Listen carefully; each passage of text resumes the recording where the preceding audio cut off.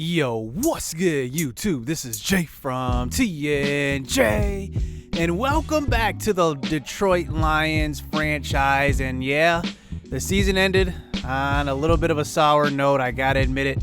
And I could have played better, yes, but I feel like the game did cheat us there. Landon Collins forcing 3 fumbles in the fourth quarter. That just should not happen, and it pretty much messed up our season. So, 1 game short of the Super Bowl, that doesn't mean we give up, we keep going.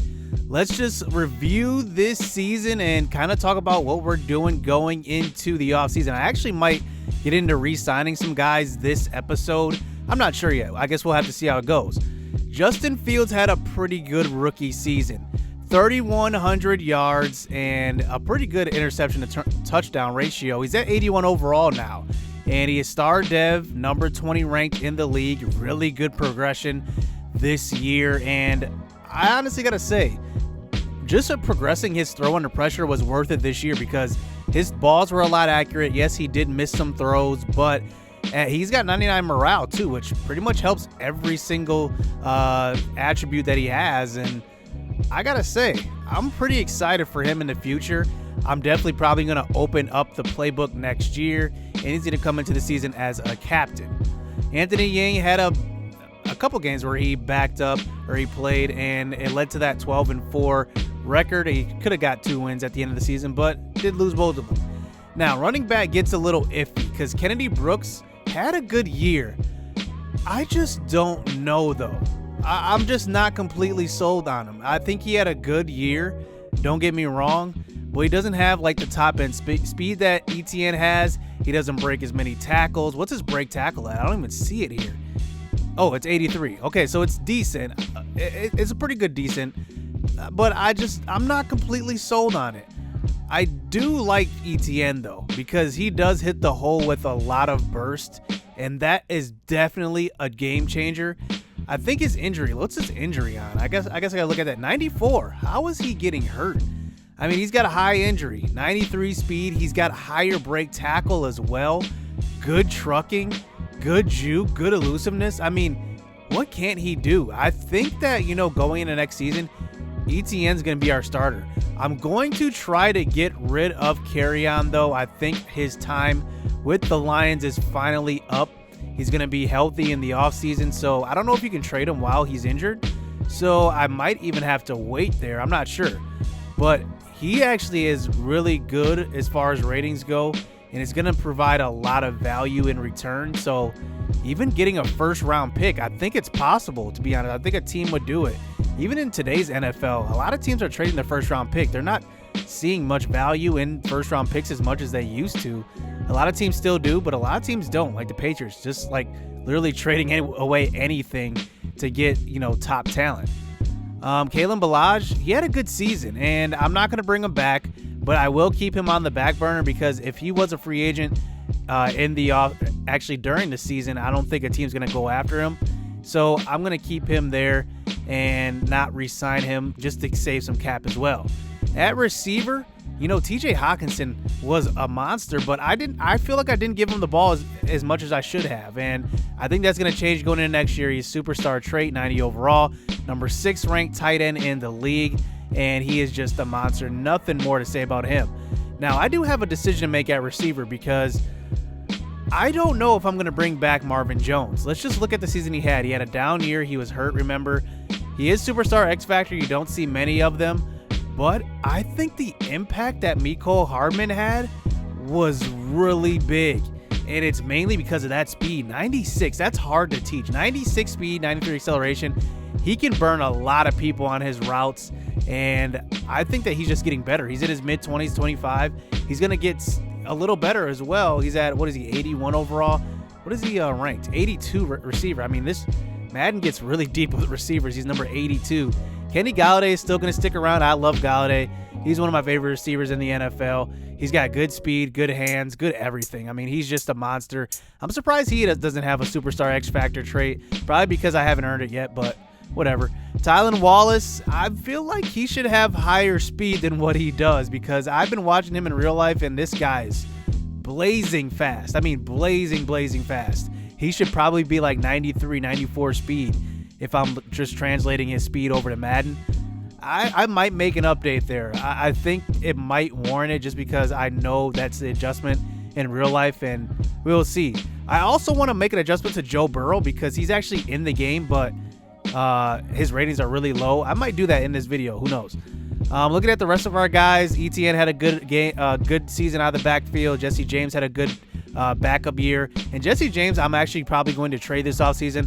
Still in his 20s, 82 overall, number 22 ranked tight end. I think it's time to get some value for him because he does step up, but Hawkinson's been healthy, and if I can just get a pretty good backup tight end to back him up, I think I'll be good. Let's just look at offensive line really quick. I won't spend too much time on it, but let's just look at downs played and look at the sacks given up there. Ragnow gave up 7. Decker gave up 6. 16 pancakes. Does it say how many pancakes? It does not say how many pancakes. But only gave it up 6 sacks. Soriano at right tackle. That's because I roll out to the right. He gave up 18. Don't worry about that number. But Quinn Bryant and D'Angelo Boone, man, they were good at guard, and they are going to be unstoppable in the future. This is the reason why I've been protected so well. Quinn Bryant was our first pick in year 1, and then D'Angelo Boone ends up being a star dev. He was our second first-round pick last season, and he is a monster. Look at that. I mean, he is just a monster. Both of those guys are going to be top 10 ranked next season, no doubt about it. And then we still have Damian Lewis, who's really good as well, and he's actually a backup. And none of the offensive linemen have gotten hurt. Maybe that's one thing. I swear Madden fixed that last year's franchise, that offensive lineman can't get hurt. But I haven't seen any offensive lineman get hurt at all. So Damian Lewis might be a trade chip. Who knows? He might, because I don't really need him, to be honest.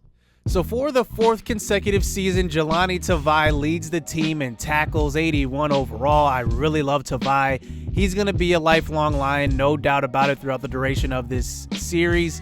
And he is just getting better, 92 tackling. He is a monster. I just got to admit it. He is just a monster. Chris Harris, I'm not going to re-sign him. He's actually my favorite player in real life, but I'm not going to be biased here. I'm not going to re-sign him probably. Unless he goes for cheap in free agency, that's the only way. But I don't want to overpay for a guy that's in his low 30s. Justin Coleman is going to stick around as well, I believe. I don't know if he's up for contract. He's 30 years old.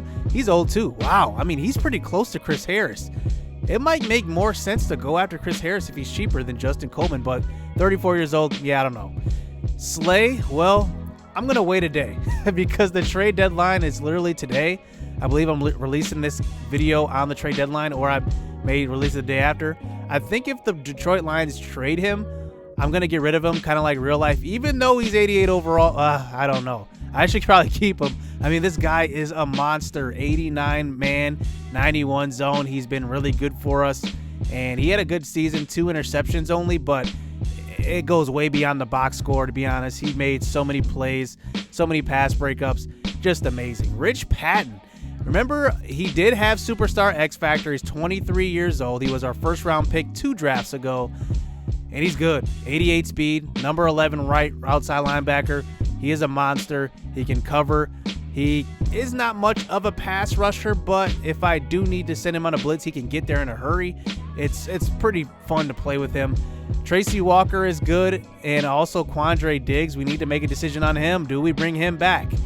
And I don't know, because he's gonna probably hit free agent, because last time we let him hit free agency, we still re-signed him and ended up working out. You know, Samson Ebukam is going to probably get traded because I don't really need him. I really don't. Aquara did well in his absence. Also, I also have Chapman at defensive tackle. He can always move over. And then also Bilal Nichols had a good season. I'm going to get to those guys next. But you can see Chapman here. He is pretty decent at defensive tackle. He made some plays, and he didn't allow too much to get by him. He had a sack, but still, that didn't even warrant what he really did. 11 tackles for loss. That's just amazing. Amani Hooker. And Amani might be the reason why I could afford to let go of Quandre Diggs, because he played really well this season. Good speed. He doesn't have the greatest of ratings, but when he played, he was making impact plays. I was really, really impressed. Romeo Aquara had a good season, like I said, and so did Bilal Nichols. I think those two together, just swapping those two guys out, just having that depth there is pretty much paid off. 81 overall, star dev. He's still in his mid-20s. I believe I have him signed for one more year. He's pretty good, and I really like him. I do want to highlight Tim Jackson. Now, he was our undrafted free agent in season one of them, and he's actually decent. I mean, he has bad zone, 63, but 94 speed. He can catch up with some guys that are faster. 81 man, so when he's on the field, we'll play man probably. But I'm looking forward to playing him. I like playing the underdogs, and he's an undrafted guy, so I'm looking forward to playing with him. And then some other guys that we had. Let's just see who led our team in sacks here. Trey Flowers had 11. Abukam had 4. Romeo Quara 4. Bilal Nichols 3. Jared Davis 2. So we do want to get some more sack production, which we'll find maybe even in the draft, maybe in free agency. Quandre Diggs led our team with 5 picks. Chris Harris, it's kind of funny. The 2 guys we're thinking about letting go led our team in picks. Rich Patton had 3. Coleman had 2. Coleman's aging. I don't know. We have a lot of questions to answer here. Tracy Walker had 2. Slay had 2. Jelani had 1. And Amani Hooker also had 1 as well. So I do want to look at team stats. And you see the Redskins were the #1 offense in the NFL. So I guess I don't feel as bad losing to them knowing that they had the #1 offense. Our defense actually played really well against them. But where are we at? So we're actually towards the bottom. We had 5,400 yards on offense, and I mean, I think it can be improved upon. I think we'll get there, and we'll add more talent to the offense. Passing, we had a decent year. Rushing, we actually had a better year, though. We had rushed for 1,900. So you can see, we actually were 4th in the league in rushing, so that's actually pretty good. Rushing touchdowns, we were actually lower, but yardage-wise, we were pretty decent. Defense is where we shined. We had the #1 defense in the NFL this year. We gave up the least amount of yards by about 100 yards. 49ers had 2nd. Let's look at passing wise. We gave up the least amount of passing yards. Rushing wise, we were actually towards the middle of the pack. We were about 10. That's still outstanding. I mean, that's amazing. And then points given up, we were 2nd in points given up. That is just crazy. Sacks, so we definitely need to improve there. You can see the difference. I mean, are we almost last? No, we're not last. I guess we're right in the bottom 3rd of the league. So we're up at about 20th in sacks. That definitely needs to improve. Just look at turnovers. What do we have in turnovers? Oh, we had 20 interceptions. So we led the league in interceptions. So that trade in the offseason getting Chris Harris really did pay off. So that's pretty good. All right, conversions. So we were actually in the bottom 5 in conversions this season, 3rd down conversions. So we're going to need to do better in that department, definitely improve there. Let's look at 4th down conversions. So we're actually 4th in the league in 4th down conversions. So that's actually pretty good. I mean, not too many. We had 30 attempts and we got it 20 times. So pretty good, to be honest. 2-point conversion doesn't really matter. But 3rd down, that kind of speaks to our weapons, who gets open on certain downs. And I think that our weapons on offense definitely did hit a little bit of a wall because of the injuries, especially to Marvin Jones and also Kenny Galladay. And I think that'll be better next season when everybody's healthy and we just add more receiver depth. Good news is we are the least penalized team, so that's pretty good. I got to admit, we're disciplined. That's a good sign, because honestly, we do not want to get ruined, our drives ruined, our games ruined by penalties, so we're not shooting ourselves in the foot there. So let's talk about the draft. So we will be picking at the bottom of the 1st round. So probably all of these guys here that we did scout a little bit are not going to be there. So we will be selecting around this area. And just looking at the top guys here, a guy that I have pegged right now at our pick, and we're going to be at the bottom, is Ali Gray. This guy has good hit power, good man coverage, and good pursuit. He's an early 1st round talent.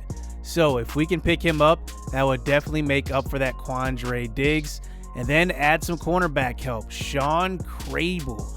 He's pretty decent, but he's not great. If I see that B- is his best rating there and it's man coverage, it makes me pause just a little bit. But one guy I do have a lot of respect for here is Raheem Holiday. He has good tackling, good awareness, and good hit power.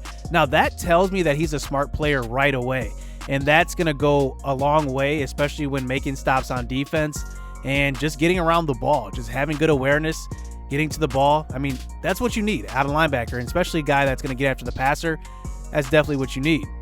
So the number one position I'm probably looking for is defensive end. So I do want to just highlight the top defensive ends here.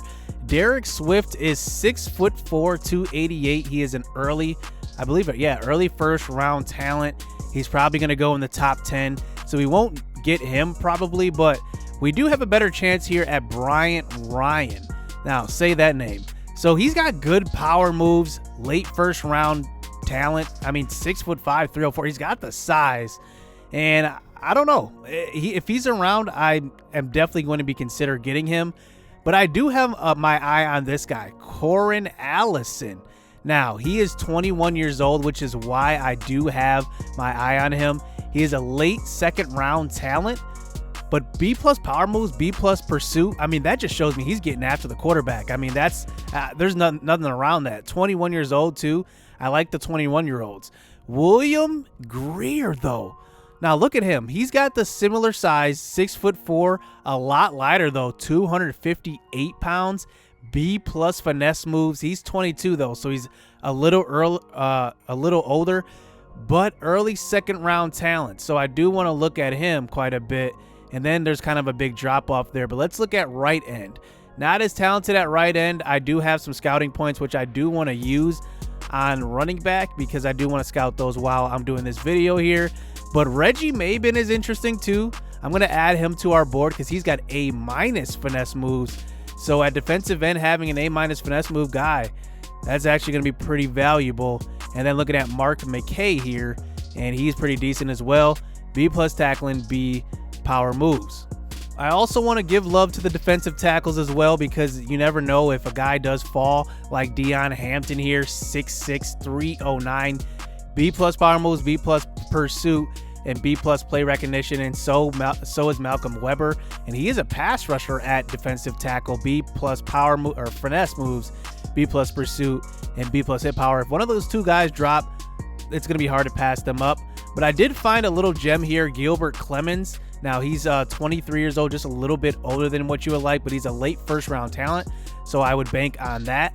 And then there are some other guys here like Forrest Compton. He's a 4th round projection, 21 years old, all around defensive tackle. I'm going to add him to our list as well. But then I found a real gem. Brian Bradford out of Alabama. Where else would he be from? I mean, a mid first round talent, and he's a 5th round projection. Oh my goodness. I mean, if we get these guys, it'll be amazing. I can't believe I found him. He was the first defensive tackle I scouted, and he ended up being a first round gem. So he's definitely going to be on our board and there. And I'm going to probably look at pass rush a little bit later because I want to see what I can see and get in free agency. But like I said, I like Raheem Holiday a little bit. Yeah, I'm just going to add him to our board a little right there. And then I'm not going to scout middle linebackers. I don't feel like we need middle linebackers. I think we're pretty good at linebacker. And like I said, pass rush is the most important thing. So whether that comes in the form of a defensive end or a right outside linebacker, I think that's what I'm going for. I do kind of want to highlight a couple of guys here that I found in the middle rounds. Alonzo Franklin is 23 though, but he's an early 4th round talent. He's pretty decent for 4th round talent, all B's there. Also, Aaron Donaldson is pretty good. He's got B power moves, B hit power, and B tackling, but he's 23 as well. But I'm going to add him to the board because he's got good size, 6'5", 256. I really like that size. But then cornerback is definitely a spot where I do want to go in this draft.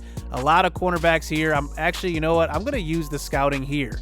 I'm just going to unlock these guys just to see if I can find a gem here. Gilbert Saunders, though, he is the best cornerback, but this, I don't know. I'm probably not going to use the scouting because I think this draft is not deep at all at corner, and I feel like I should stay away because look at this. I mean, there's not a lot of B+. There's only one B+ in the top 5 guys, and I think I'm going to stay away from corner here.